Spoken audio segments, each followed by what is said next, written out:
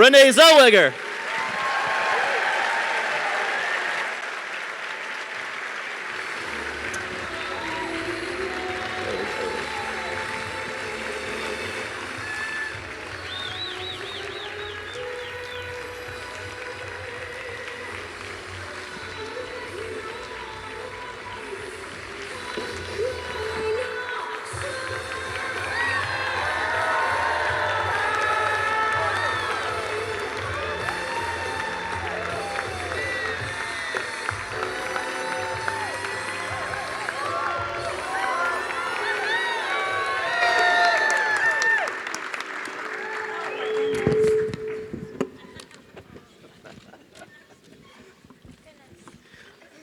What's that like to watch your life flash before your eyes?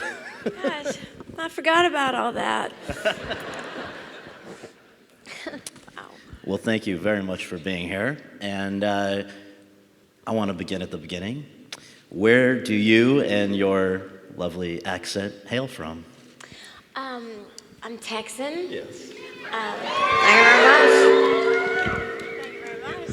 Is that me with the technical difficulties? It usually is. Is it? I think we're good.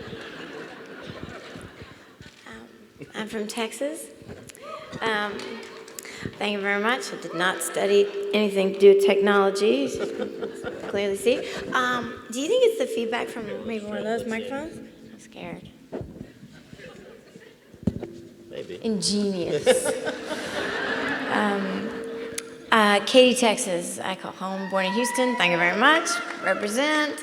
And when people ask me where I'm from, I say Austin, because I went to Texas and feel like that I spent a lot of, right? Thanks very much. Woo! Welcome. So yes, that's the accent. And younger of two kids. I am. The fact that you are here Sometimes. today, sometimes, the fact that you're here today, though, I mean, we sort of, from what I understand, have your brother to thank, because I think you looked up to him, and what did he do?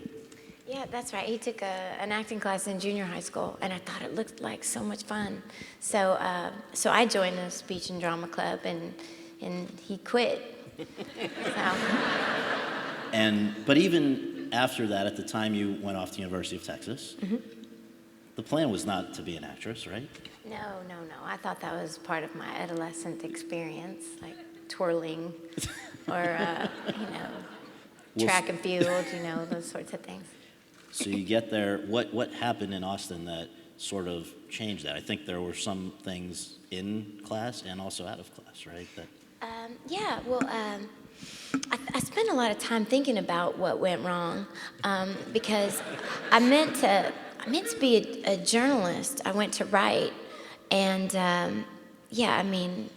that's what I thought. I mean, it seemed like a natural path to take. I was always very comfortable with words, and I mean, as a kid, I wished for freshly lined paper for Christmas. Come over to my house, y'all. What a thrill. But I felt that would be the path. And for some reason, I just never submitted to the Daily Texan, which was one of the most highly revered collegiate newspapers in the world.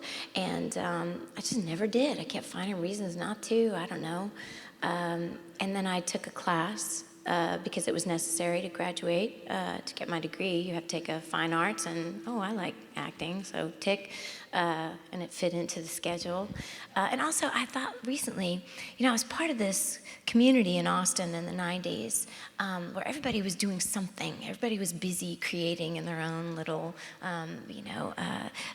worlds. And there was film, and Linklater was starting with Rodriguez. And, I mean, the bands were fantastic. And, there was music everywhere, and people were, photographers. And you always find yourself at a photo shoot being the model for someone, or they need you to come and read the lines for something that they're going to film, and I ended up doing this thesis film with a young lady director, aspiring director at the University of Texas, and then I was hooked. That was it. And it's amazing how just one thing I guess leads to another. In a sense, some of these modeling pictures lead to basically like industrial commercials, right? Which lead to real commercials, which lead to other student films. And all of a sudden, you're making 2 professional films while still a student at University of Texas with somebody else who has since gone on to a fair degree of success in this town or in Hollywood.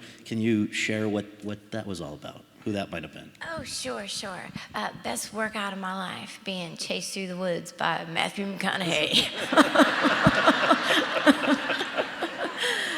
Who knew? And this was Dazed and Confused and Texas Chainsaw Massacre: The Next Generation. And then you guys both are doing these movies and going back to class? Sure, yeah. And I'd actually heard about him before I met him on the set because we shared the same agent in Dallas. And she took me aside once when I had driven up there for an audition, and she said, "You really need to meet this guy. He's really, really nice. And you guys could ride together. You could ride together." And back then, Austin, Dallas was an eternity. 4 hours of just nothing unless you love that sort of thing, which I happen to. But I thought, oh, yeah, sure. And she gave me his number, and I was like, yeah, sure, I'll call him. And I was thinking to myself, there is no way I'm calling some actor guy and I'm gonna be stuck in the car with them for 4 hours each way. And then I met him on the set of Chainsaw Massacre, and he said, "Oh yeah, you're that girl. I got your number from the Dallas agent. And she told me I should call you so we could ride together to auditions." And I said, "Yeah, I'll call her." And I thought to myself, there is no way I'm gonna get stuck in the car driving all the way to Dallas with some actress girl. And we've been friends ever since. I'm sure it was in a Lincoln, right? That was his thing. So the other, it seems like you were getting going just in some exciting projects early on. Another one was the directorial debut of Ben Stiller, Reality Bites, all while you're still in Texas.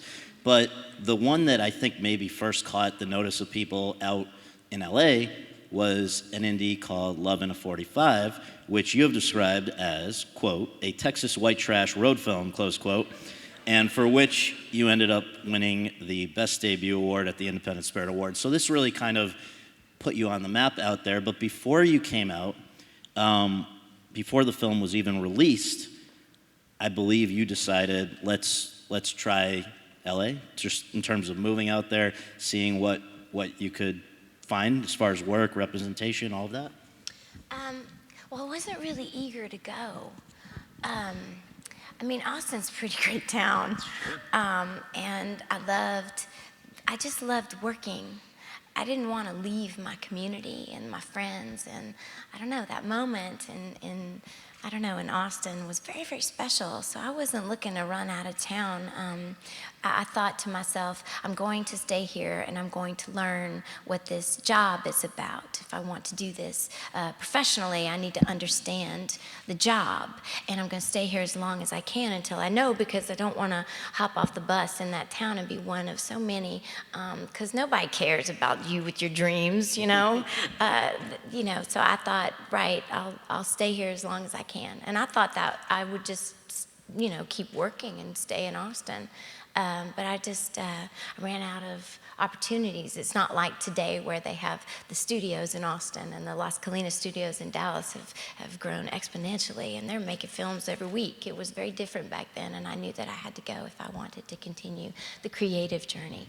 And when you got out there, how were you paying the bills? I got hired, so funny.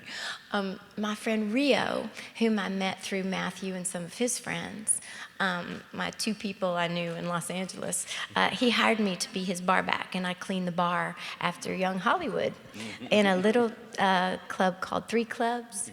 It was in the Clown Mart on the corner of Vine and Santa Monica.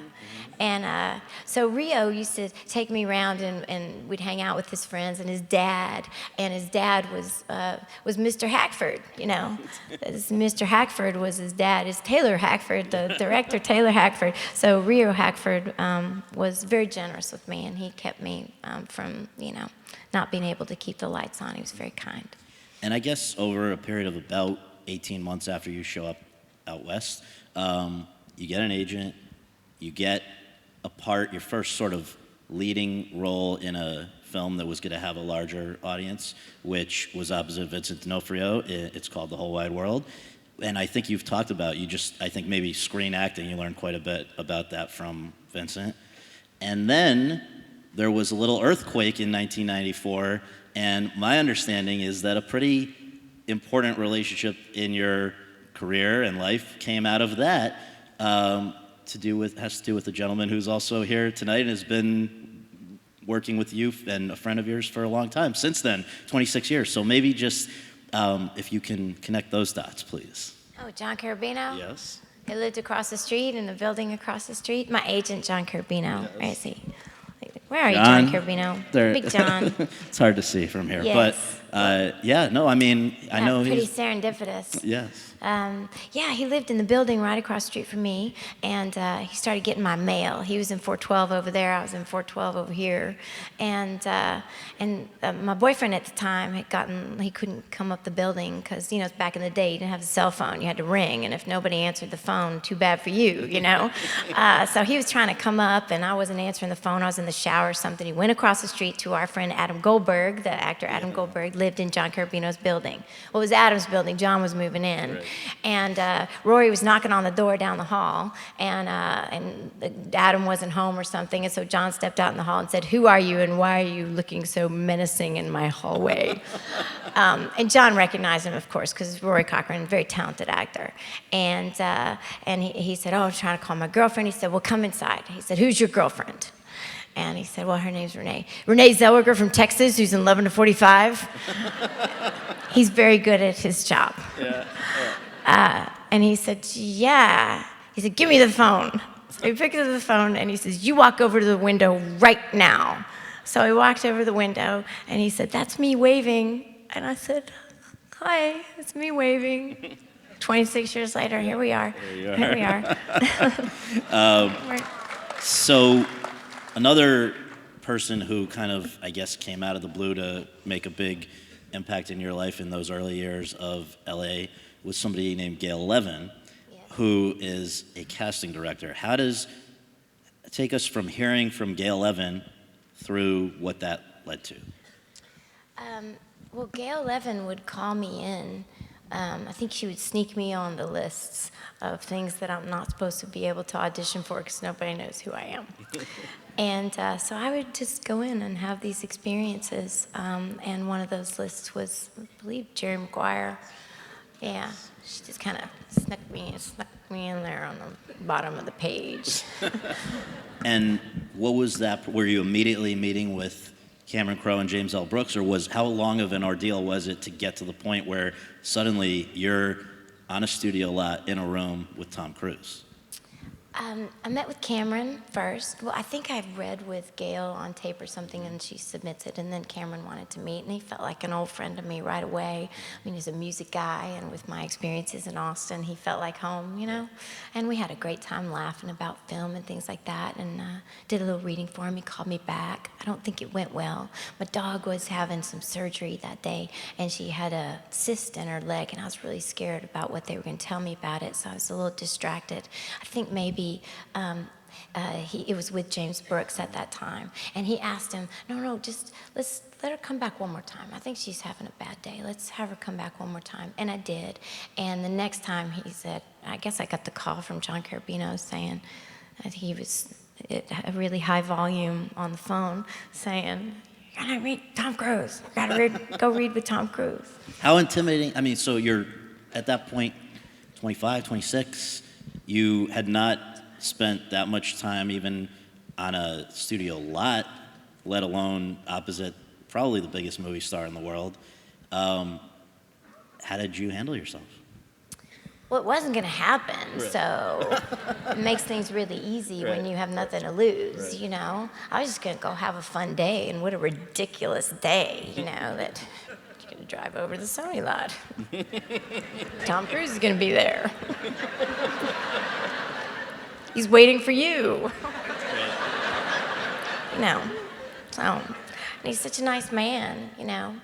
I mean, I laughed all the way there for the ridiculousness of it. I couldn't believe it.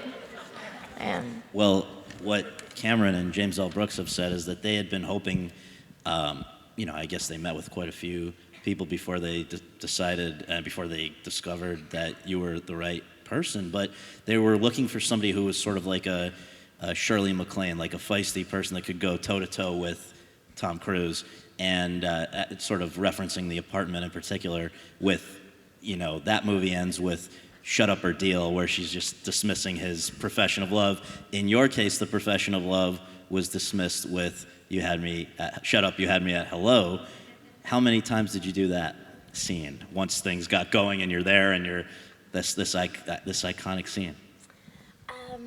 gosh, I don't remember. I remember that we shot it, and then he walked away, and he came back, and I can't remember if we did it later that day or if we did it on another day. I don't remember. But he stood behind the camera in another room. And it's kind of one of my favorite ways of working in the whole world, when your director is engaged and doesn't cut. And this is expensive, y'all, because this was back in the day when you had to buy the film and you had to reload the camera. It was a thing. We're going to roll out, And he would stand behind the camera and he would yell things to try. And he was prompting me with different words, just different thoughts. Okay, more like this. Okay, think this.